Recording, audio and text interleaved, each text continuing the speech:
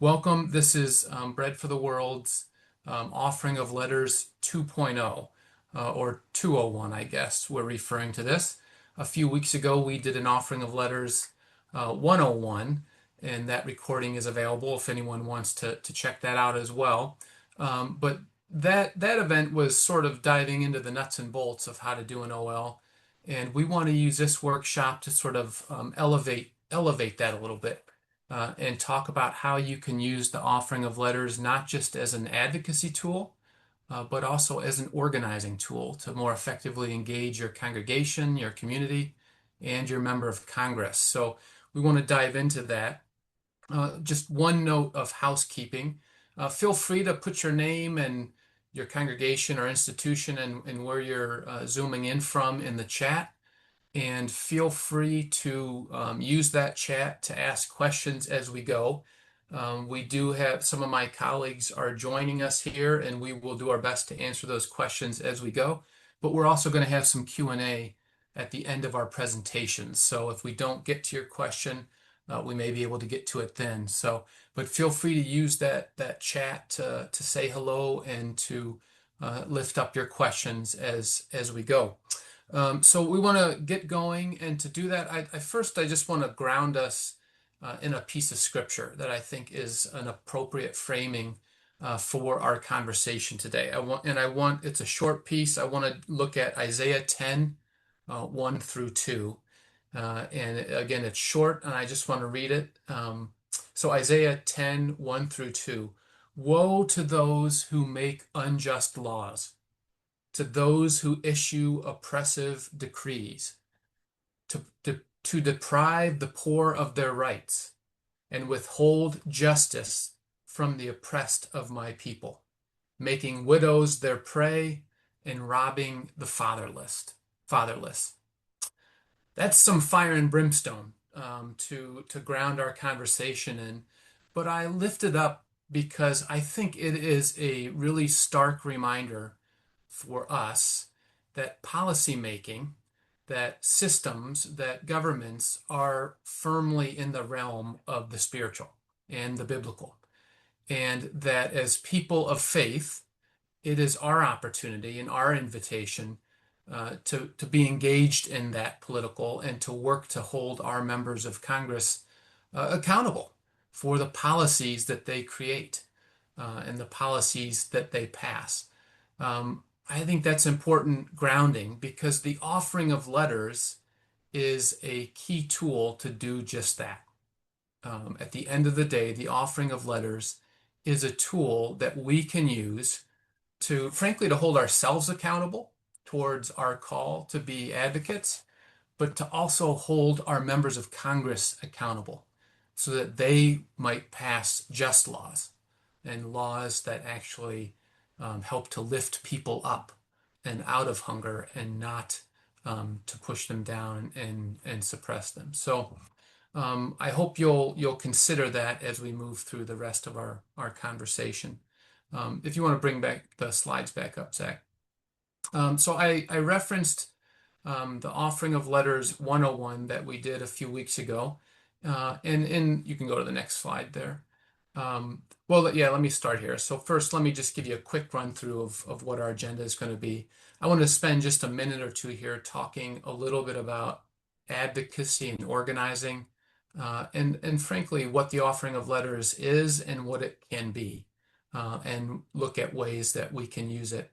We've got 3 case studies that we want to lift up for you, 3 examples, and 3 of my colleagues are going to do that for us. We're going to look at how you can use the offering of letters to engage your congregation, how you can use it to engage your community, and how you can use it to engage your member of Congress. And then we'll close by just thinking briefly about how you can put all those together and use them within the context of a campaign. We'll take some questions, and then we will close with a prayer and go from there. So advocacy and organizing, what the offering of letters is and what it can be. So as we talked about a few weeks ago, you can just click through that. Yeah, there we go. What the offering of letters is. We dove into this slide a few weeks ago and really sort of looking at the offering of letters as an advocacy tool. And it is all of the things listed here, right? We use the OL very specifically within our congregations and the other institutions we relate to as well. It's rooted in our faith, and it's really clearly directed at members of Congress connected to specific policy asks, right? That's what the offering of letters is. That's what it has been. That's how we've used it at Bread for the World for 50 years, and we've done that to great effect, right? We've had an enormous impact, not alone, not just by ourselves, but in working to engage thousands of congregations in seeing the offering of letters as an advocacy tool and a part of um, their faithful ministry. But we want to think today about what the offering of letters can be. And yeah, next slide there. I want to think about it from the lens of organizing. Organizing maybe is a word that's familiar to you, or maybe it isn't.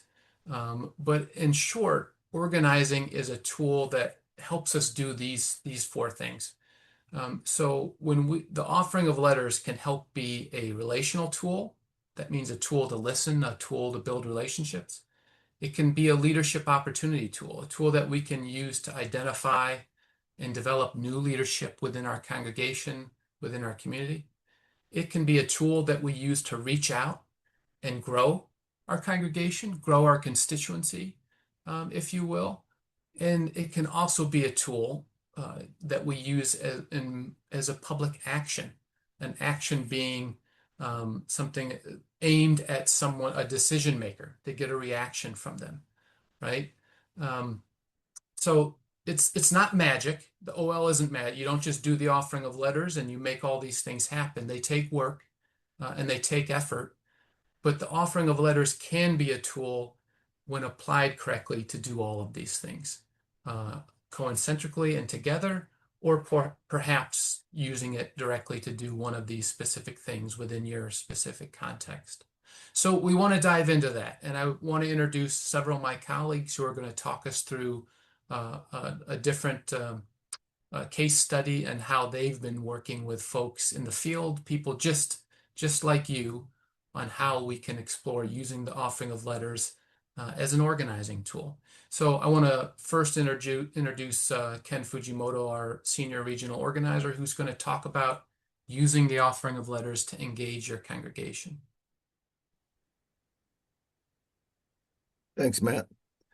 Um, I want to offer an approach to the offering of letters um, that hopefully kind of enhances and strengthens what we do with the offering of letters. And so I want to introduce this whole notion of a house meeting. And house meetings were a tool that was used by Cesar Chavez and the farm workers movement to build their constituency. And so I want to offer that as a way to kind of hopefully to enhance and to strengthen the way that we think about this. Now, house meetings are simply small group conversations, anywhere from 6 to 8 people. If you get more than that, then you can split people up and do more than one house meeting. But it focuses on three things. Number one, identifying new leaders, identifying specific issues that people have, and then using them also to mobilize people in a way that we're addressing your actions in your region. So the other thing I wanna lift up about the offering of letters is that it's really our handle on power. Okay, offering the letters themselves are power, and so as Matt mentioned, for 50 years we've been using it as a way to be effective in advocating for policies that stop hunger. But it's also a tool to build our power, so our effectiveness to engage members of Congress in a more effective way. So let me just start by talking about, if we use this approach as looking at the OLs as a house meeting, then we would gather folks, and think about some of these things that are on this slide. Number one, um, it's an opportunity to share stories. So share stories with others in your congregation or in your institution. So when we say congregation, that could be a community organization, it could be a school, it could be a union, it could be other institutions besides congregations, but congregations are obviously the strength of what we do.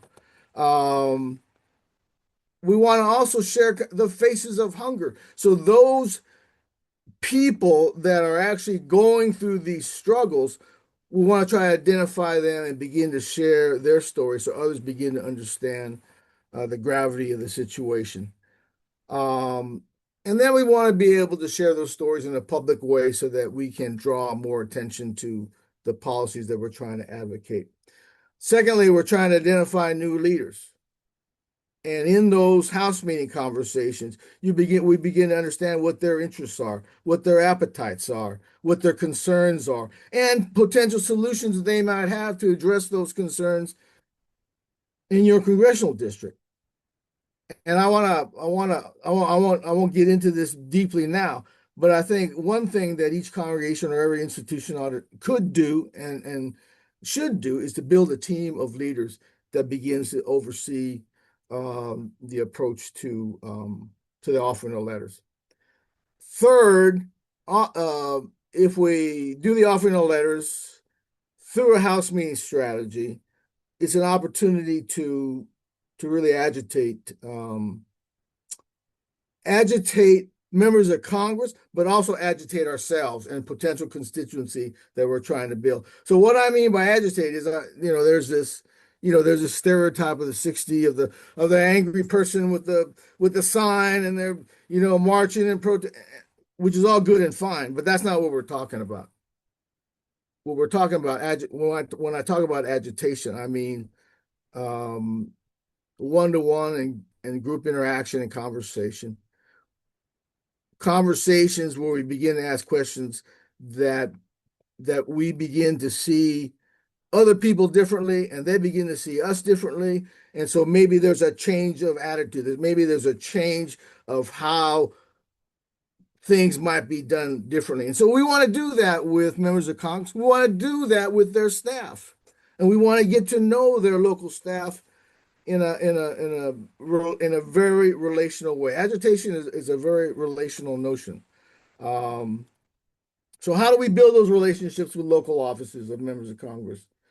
Um, how do we begin to reflect the pain that those that are suffering through this? And then how do we begin to agitate people, ourselves and others, about what do we do to act? And then of course, the offering of letters is the effort to write letters together, to collect them, and at the same time we're strengthening and building that relationship among our peers and our fellow congregants. Finally,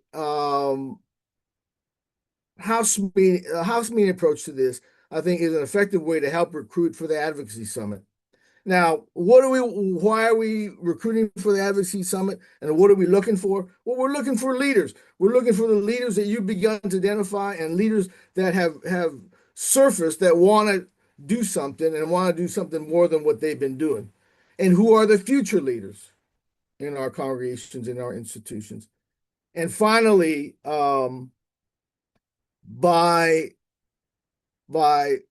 expanding our leadership constituency and our local institutions, we also strengthen our ability to hold not only a member of Congress accountable, but to hold ourselves accountable too. Hold ourselves accountable to the values and the vision that we're trying to do through our congregations and through Bread for the World.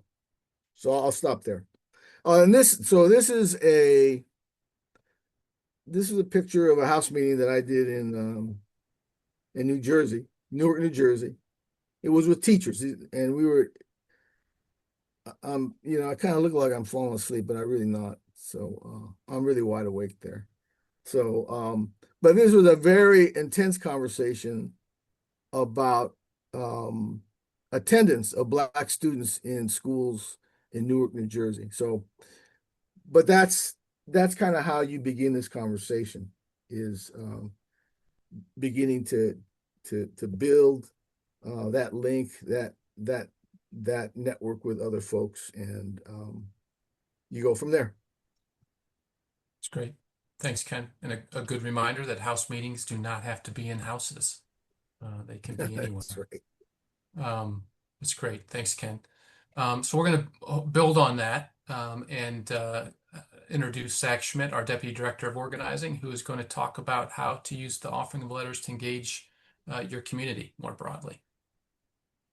Yeah, thanks so much, Matt, and thanks, Ken.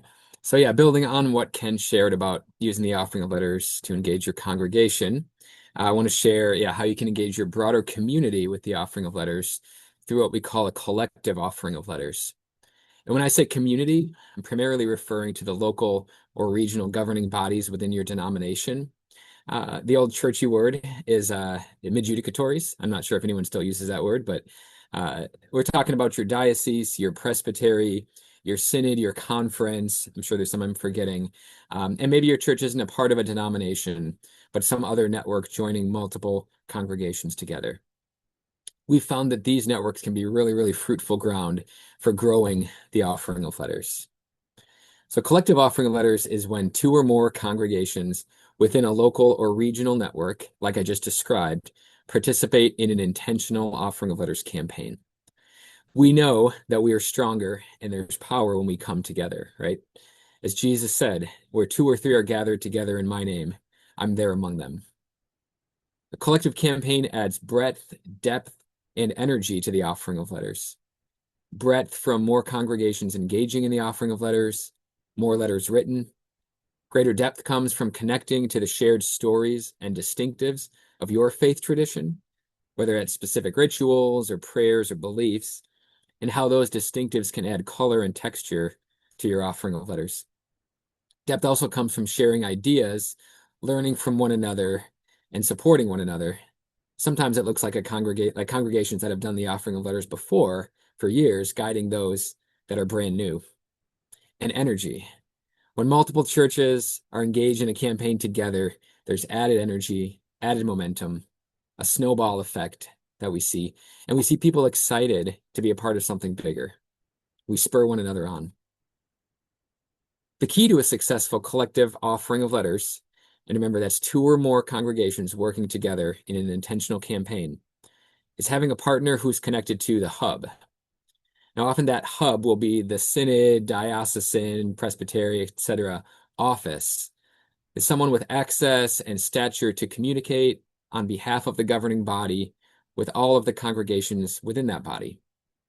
Now, this doesn't need to be the bishop, and in most cases it won't be, but someone maybe on the administrative staff or the communications person or a staffer responsible for hunger ministries or peace and justice, that kind of thing.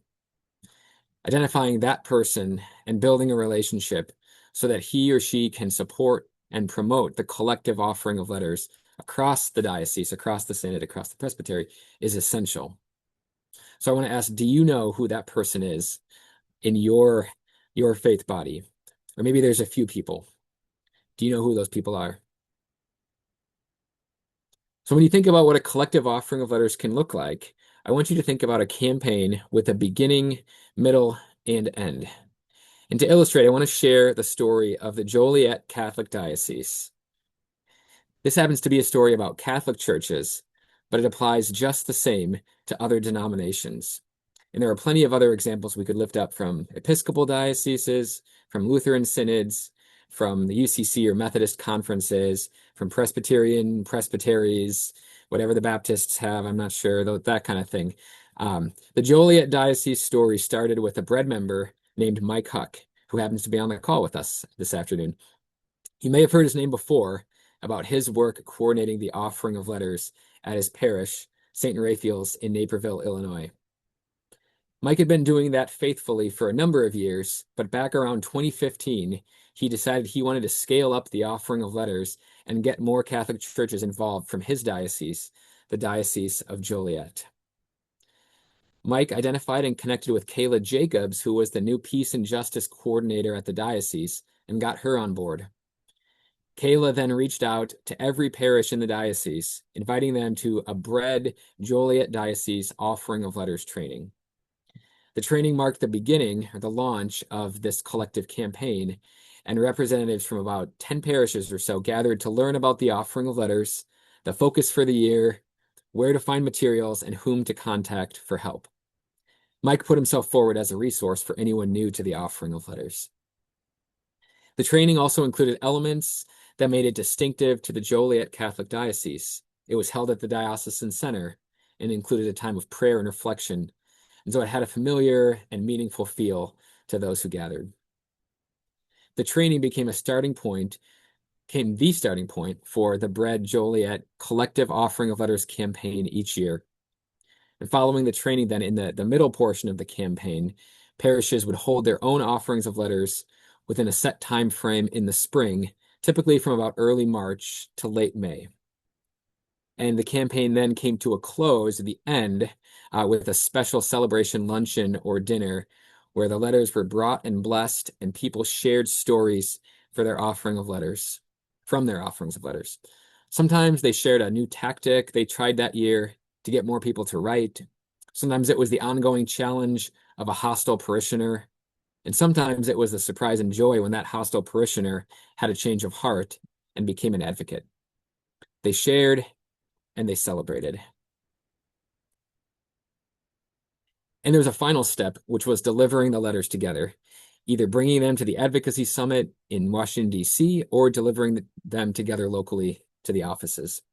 One year, the delegation delivered more than 6,000 letters in Washington, D.C.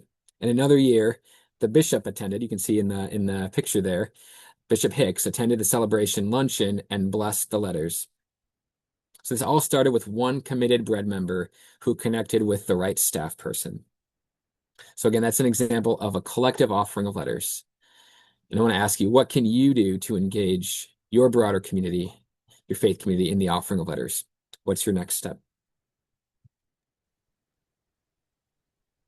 Great. And back to you, Matt. Yeah, thanks, Zach. That's great. So we want to continue. We've got one more case study to put in front of you that can build on these two. So I want to introduce Bailey Schwartz, our state organizer out of Indiana. So Bailey. Yes, thanks so much, Matt. And thanks, Zach and Ken, for setting that up and teeing that up for me. And so, one of the things that, we're doing also with this offering of letters is not just listening to our congregations or engaging our community, but how do we build on those pieces to ultimately build a relationship with our member of Congress? And so, starting with step one, you want to listen and identify areas where you have a common self-interest with the member of Congress. We often think about advocacy, and our first instinct is to push our story or our issue, but effective organizing starts with listening. Every member, just like every parishioner or congregant, has self-interest. That doesn't mean selfishness, it just means priorities. They have committee assignments, they have constituency pressures, legacy goals, personal values. All of those things go into the self-interest that you can understand to be able to engage with your member of Congress to ultimately build that relationship. And our job is to listen carefully to that, just as we would when we're doing an offering of letters in our congregation or our community. Wanting to know, what research can you do? What committees do they serve on? What have they publicly come out and spoken about or highlighted in town halls or newsletters? All of that listening goes into how you can then frame your offering of letters in a way that aligns with them and aligns with ending hunger in the ways that we care about, but also something that they care about. When we think about using the offering of letters to build a relationship, it's how we can understand that power grows when we connect our vision of ending hunger to their self-interest, whether that be through farmers, veterans, faith communities, or fiscal responsibility. Listening and identifying those areas is key when you're starting to use the offering of letters to build a relationship. After you've done listening, whether that be on a local communal level or on a larger, public level, you want to continue to bring that back to your leaders and build a constituency with the offering of letters to grow your power. The offering letters is not just about sending messages to Congress and hoping that they'll listen, but it's a leadership development tool where we invite congregations and communities to participate in this work with us, not just collecting letters, but identifying who are those people that we can show up with, who can we act with, who are others that are going to bring people with them, who's willing to follow up. How can we maintain the relationship with the member of Congress or the key staffer? And it's not just on one person, it's a collective ownership. Those are the leaders that are doing the offering of letters, that are bringing members of their church to a delegation, to an action. Those are the leaders that you can start to bring into this work with you in the same way that Zach has talked about with growing the Joliet Diocese, or the way Ken has with understanding, a house meeting. Those are the leaders that you can work with to collectively start to act and end hunger. We also know that when you're building your constituency, the offering of letters is not a one-time action. You can do that over and over throughout the year as a way to continually stay in relationship with your member of Congress. You can intentionally use it to build a base of organized people acting together. When you think about how you can use the offering of letters to build a relationship with your member of Congress, they're going to respond to organized power. They're going to respond when they know that the group is consistent, that they represent voters, and that they're willing to write again and show up again. After you've done the listening, you've built your constituency as you're ongoing, and these are not just one-time things. You do this ongoingly.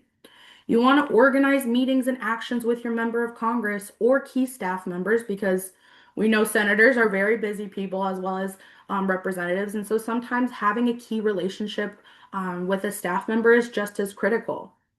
The letters are important, but those relationships that you build are what help you move policy. We know that staff members can also be policy experts, they can advise the member, and they can also help you build trust with them. When you're in those meetings, you'll want to report back how many letters you sent. Who are the leaders that you're bringing from the constituency? Having clear policy asks and following up. How do you continue to be in relationship with them? Continues to require us to show up. It is not just a transactional one where we deliver letters, we thank them for the meeting, and we go on about our day, but it's a structured, ongoing relationship where they know who we are, what we care about, and that we're going to show up. These public relationships can start through an offering of letters at a congregation in one district that can grow to 10 to 15 congregations that can ultimately have, effects on maybe having a 300 plus person action, all starting with an offering of letters that creates a pathway for us to bring this member of Congress into an organized movement where we're meeting and writing regularly, carrying constituent stories to these meetings and making sure that they know we're here. And so, with that, I wanted to share a story of how we've done that here in Indiana, where all of these three pieces were evident in building a relationship with Senator Todd Young here in Indiana. Jack, can you go to the next slide? And so, back in 2017, 2019, I believe was before my time here, we had a group of organized, committed delegation of leaders who were focused on building a relationship with Senator Young. They had a meeting with him where they listened to his self-interest, what his priorities were, what next steps he wanted to take while he was in office. And we found out that, food security was a national security issue to him, but it was also something where he wanted to incentivize people to stay in the workforce. And as we know, the workforce and hunger are two overlapping issues. So, what could we possibly do to move forward with this on him? We did an action with over 300 people from all across the state back in 2019, following an offering of letters, following an advocacy summit, and continuing to show up while he was back in district. And through that action, through the delegations we have sent, through the continual showing up of these offering of letters in congregations across the state, this year alone, Senator Young introduced the Stronger Start for Working Families Act, which would increase the accessibility to the child tax credit for millions of working families across the US. And that piece was something that his staff reached out to our office, well, he reached out to Matt, I believe, to specifically ask if Bread would be a partner on this, if we would be someone who came out and supported this. So not only did we continue to listen to what his self-interests were, we were able to organize a constituency and maintain building that constituency over almost 10 years, where it was able to then show that Senator Young acknowledged us, that Senator Young acknowledged that this was a priority for his constituents, but also that he was willing to step out and do something about it. All of this happens by starting to do listening, bringing people from all over the state or all over your community, and acting collectively together. And so, with that, I hope that that story has left you with a little bit of hope that while this does take time, that this work is possible through building relationships. Thank you. That's great. Thanks, Bailey. Thanks, Bailey. Thanks, Ken. Thanks, Zach. It's good stuff. It's a lot of stuff. We've given you a lot, and you hopefully filled you up a little bit and put something in front of you that has got you thinking. Couple things. I want to just think for a moment about all those things together, because we've talked to you about engaging your church or institution through house meetings. We've talked to you about building a collective campaign with your broader community, denominational community, and we've talked about how you can then turn that into an action in building intentional, powerful relationship with your member of Congress.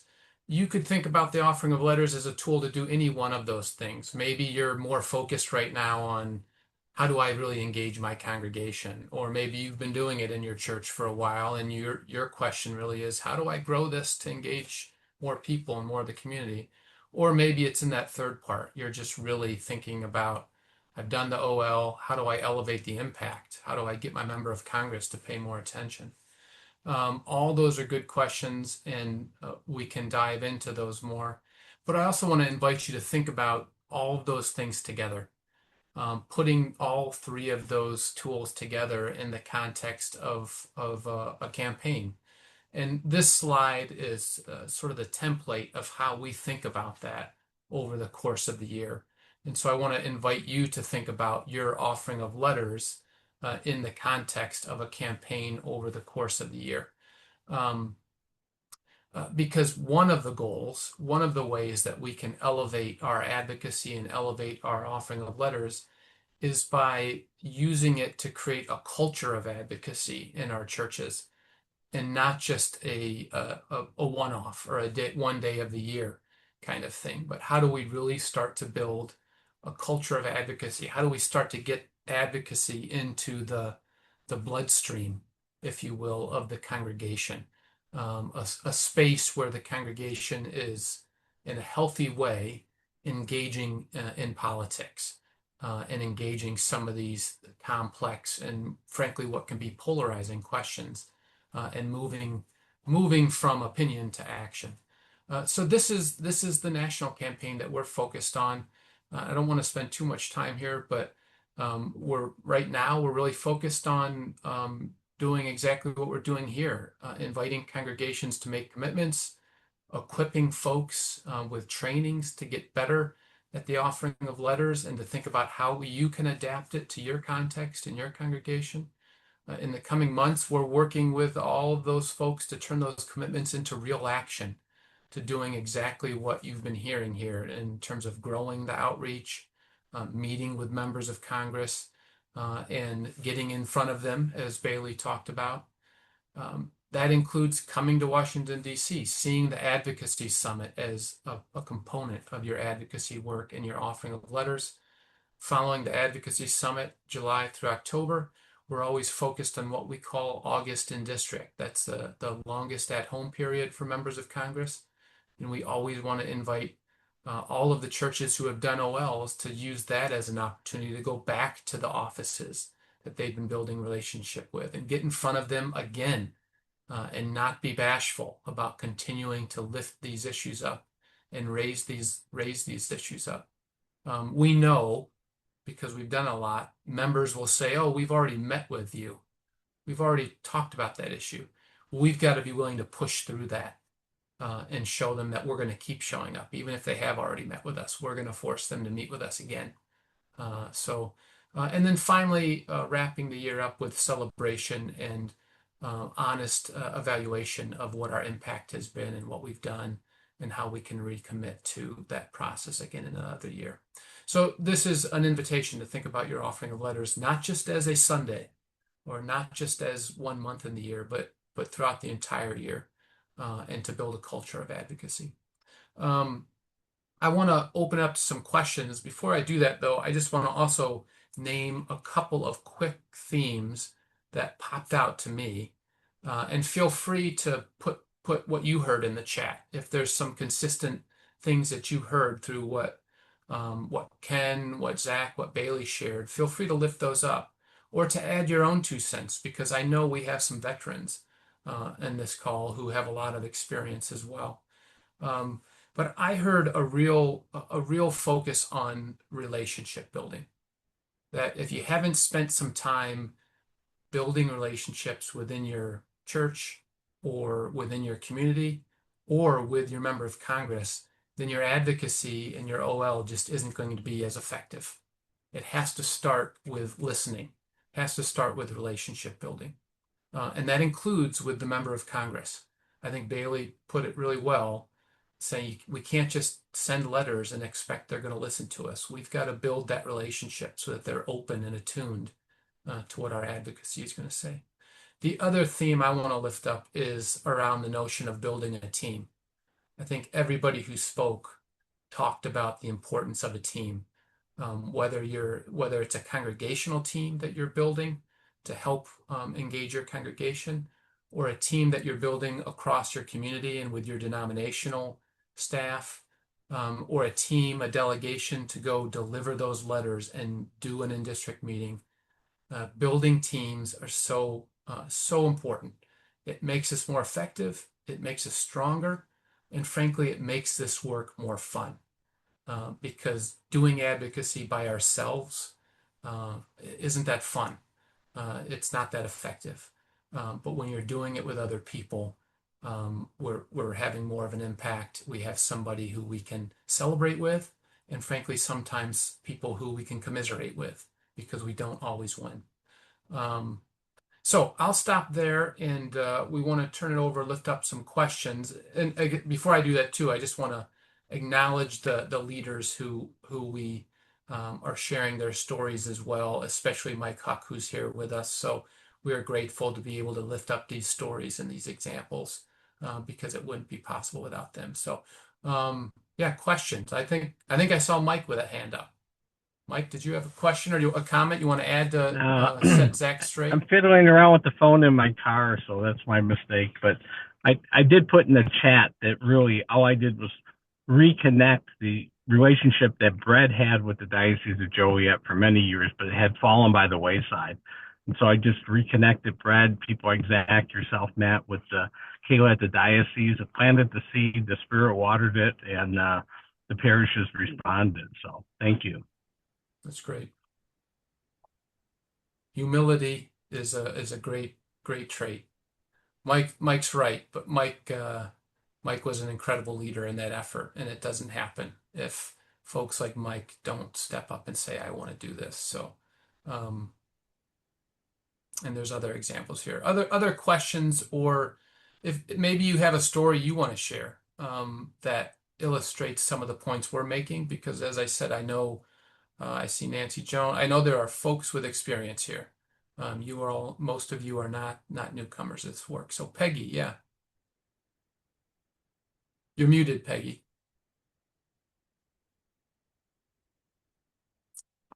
Peggy, you're muted. We can't hear you. Sorry. That's okay. I'm from Washington State, and we have two senators that are well-versed, and I feel like they're on board with Brad and what Brad would do.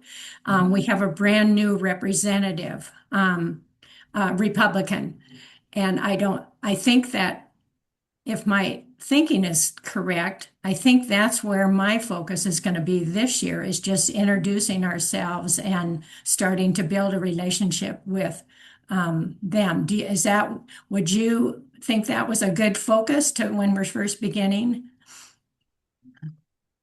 Yeah, I'd say two things. I'd say one, yeah, I think that's a great analysis. And I think one of the things you're pointing to, Peggy, that I think is really great, and we could talk a lot about this too, is having that analysis of your delegation, your federal delegation.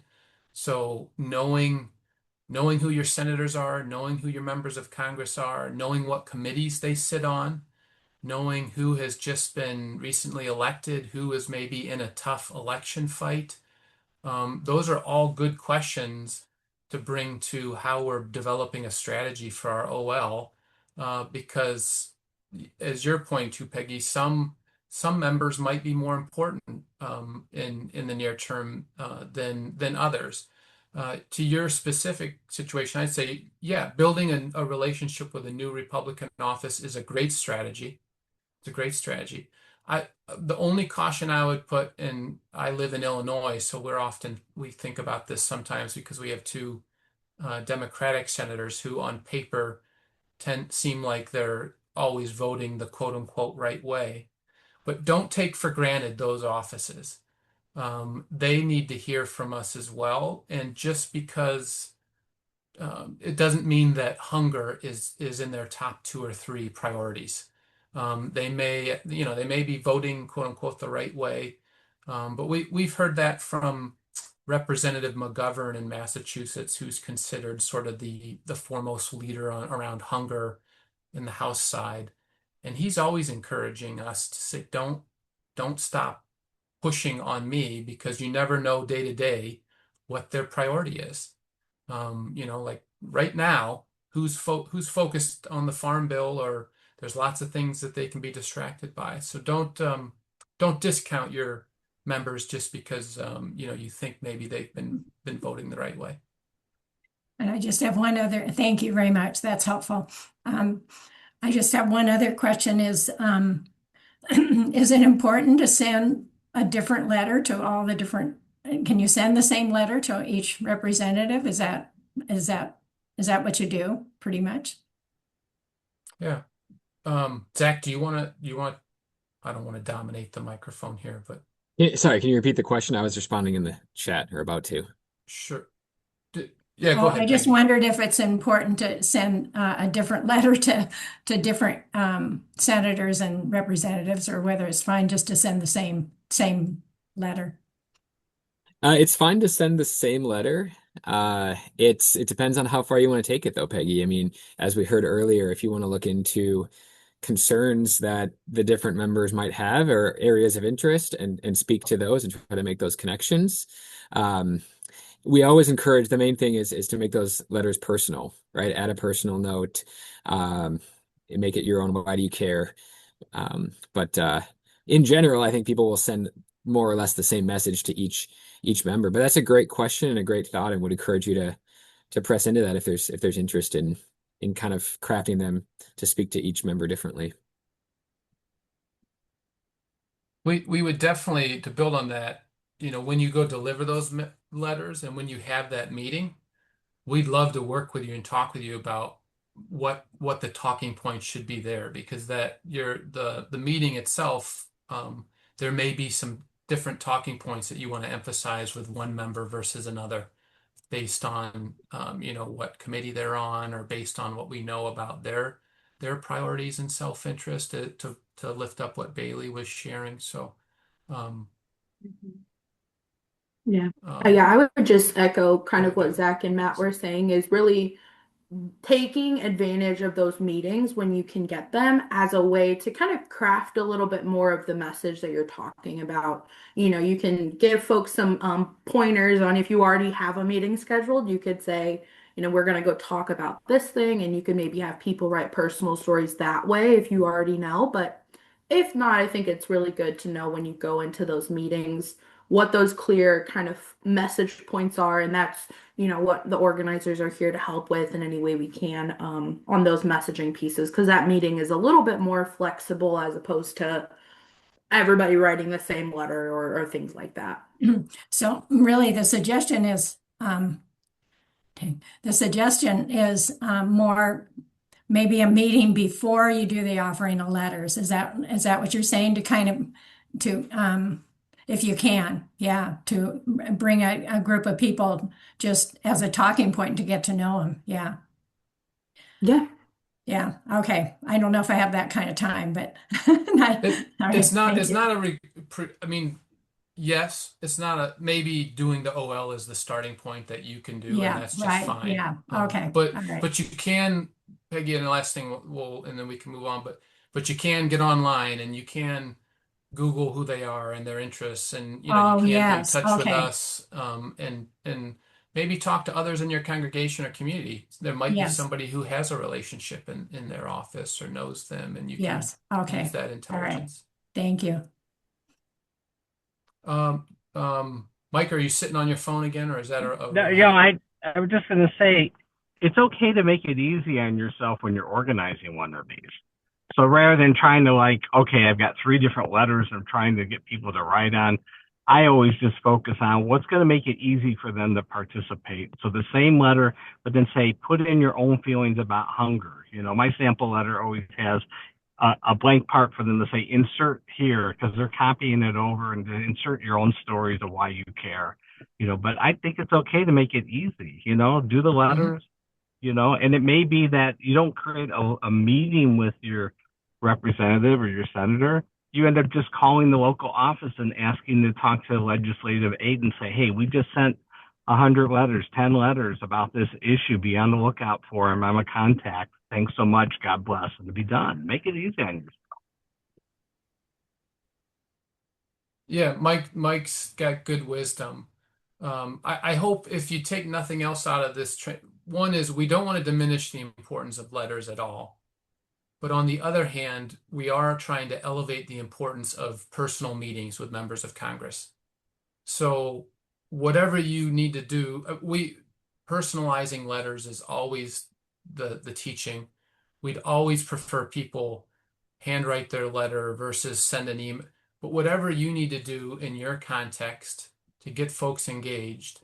But the important next step is that you're doing exactly what Mike said. You're tracking the number, you're keeping track of the letters, and you're taking that to meet with your member of Congress because it's in that meeting where the relationship is built and where we've seen the impact happen. And being able to use that meeting to say, hey, we sent you 100 letters, or here's 100 letters we're delivering. That's really important. So Ken, you want to build on that? Yeah, I think we're obviously in very unusual times, and so I think we got to think about other ways of kind of relating to our members of Congress.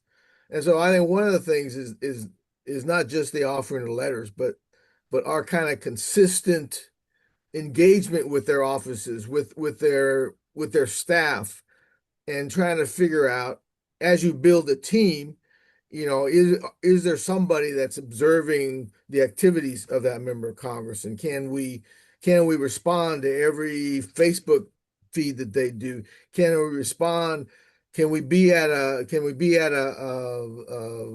they show up at a food bank or they show up in the community. Can we be there to continue to raise a question? What are you doing about hunger? So all I'm saying is that the offering letters is a very, very powerful tool. In one way you can think about it, it's a form of evangelism, and the evangelism is around the whole notion of how we're fighting hunger and how we're trying to keep people fed. So we're just trying. I'm just trying to. I work in the Rio Grande Valley of Texas, and we're just trying to keep that in front of our members of Congress so that they don't lose sight of doing the right thing.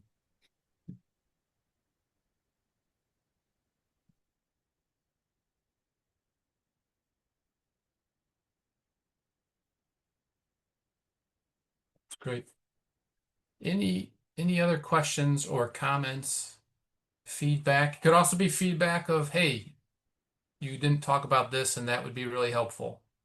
Or maybe there's another training you'd like to see. We're happy to hear that feedback. Yeah, Nancy. Hi, I put a question in the chat. Is bread connecting at all with there's a national campaign called the Palm Sunday Path. I don't know if you're aware of it, but it came out of a community organizing group in Minnesota called Isaiah, Minnesota. Hmm. And it at least as of the key contact there was Reverend Todd Lippert, and he gathered clergy. I mean, there was like a call out to clergy to try to meet kind of the moment. And they had, I think it was like 300 clergy show up. And anyway, this is a clergy-led effort called the Palm Sunday Path, and it's got three parts. The first is actual rallies. And as of early January, the first meeting I was aware of for Wisconsin, they said there were 15 states that were involved in Wisconsin. There's going to be, so there's rallies in different places um, on Palm Sunday afternoon, which is March 29th. But the second part of it is some county board organizing county at the county level, and it's based on the work of a group in Northwest Wisconsin called GROW, Grassroots Organizing Western Wisconsin, that this was a very organic thing that happened in that part of the state where they were went out and did a lot of listening in with their county leaders. They work in I think, an 8 county area, and what they were really struck by is that they felt like none of the county leaders were aware what was coming their way with the changes with HR1. And so they ended up going out collecting stories and going back to these county leaders and saying, this is what the impact's going to be in terms of, SNAP and Medicaid changes. And will, um, will you go back to our members of Congress as county leaders? What are you going to do to try to change, reverse these? So it's very much akin to the ask that Matt, you had sent out to us, I think, last week about, contacting our state leaders and asking them, and the current action alert with asking for the delay in the implementation of those changes in HR1 for SNAP. So anyway, there's a lot of people in our area. Hmm. 17 congregations have signed on to this Palm Sunday Path. So it seems like we need to connect the dots, because I Yeah. think, Brad's ask is for us to enlist the support of state legislators. This effort is, drilling down and really trying to collect local stories to show local leaders, to who may have leverage. And I mean, the Grove community in Northwest Wisconsin, they feel like those county leaders are sort of enablers of some of the changes, and they're trying to help them change course. So I just want to make sure you know about, there is a website. It doesn't seem like it's really up to date. It lists 10 states, but in Wisconsin, the leadership was taken over by Wisconsin Council of Churches, and there's lots of organizing, and it's faith-based, clergy-led.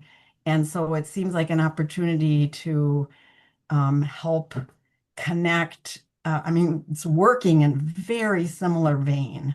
Hmm. So just want to make sure. Yeah, I don't know what, maybe there could be some follow-up to Bread for the, offering of letters people. Um, there's maybe new allies out there who are going to be working Yeah. on the Thanks. SNAP HR1 impacts. Thanks, Nancy. Yeah, absolutely. And I think, the pieces that we talked about, the house meetings, relational meetings, these are not bread branded tool, right? We maybe should have started. We didn't create it, right? That is born out of an organizing tradition that frankly predates the civil rights organizing tradition and leaders who really developed these tools. We're simply trying to build on them in the context of Bread's offering of letters, and I think you're pointing to lots of other great allies who are using similar tools and strategies. And hopefully maybe this has given some ideas of how you can use the offering of letters as a path to build some of those relationships. And we're open to being, we staff wise, we want to be partners in helping to do that. But absolutely, I think those groups, those networks, Zach talked about denominational networks, but local community organizing networks are great organizations to connect with. Sometimes they have different strategy and different tactics that may not be strategy or tactics that Bread says, hey, that's what we've traditionally done. But finding that middle ground and the OL, I think, is a tactic that can be deployed across a lot of churches. So it can be a both and then being able to go in and do good meetings in which you bring more voices just helps to add to that chorus and that momentum. So I think you're raising a lot of great points. And when we're organized locally, we're in a stronger position to go engage groups like that because you're in a strong, if you can deliver your church or if you can deliver 5 churches, then you've got more to offer, frankly, to groups like that because you can turn folks out, and that's what the offering of letters can be a base for. So I think that's a great. Appreciate that, Nancy. We want to continue to be in conversation with you all. So please know, the best way to do that is to be in touch with the organizer who represents your region or your state. We want to continue this conversation. Don't hesitate to give us some feedback on what else would be helpful in term as we continue to develop these kinds of workshops. So, Zach, do you want to take us through next steps and then close us out with a prayer? Sure, Matt. Yeah, so if you haven't already, I think probably most, if not all of you have, but make sure you pledge to hold an offering of letters, get that in our system, and you get set up to receive emails walking you through it. That's the starting point.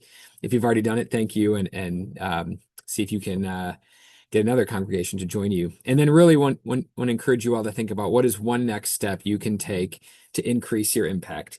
You've heard 3 different sort of pathways, if you will, but some common themes this afternoon. And think about what is your next step. And we'd love to be in touch with you about that and with your bread organizer. So here's that page again. And if you haven't scanned that code, or text the word letters to that number, think about your next step and what you can do. And we're here to support you in that. And then just to quickly put in front of you all some of the things we have coming up, which maybe you've seen before, but we are in the thick of a winter spring lunch and learn series, deep dives into some policy issues that we're working on with Bread's Policy and Research Institute. We just had a great SNAP and HR1 webinar last Wednesday. Next Wednesday coming up is the Global Nutrition and Health 101, and then WIC a couple weeks after that. So you can scan that QR code to find and register, and you can see the recording on that same page. You can see the recording for the SNAP and HR1 that happened last week.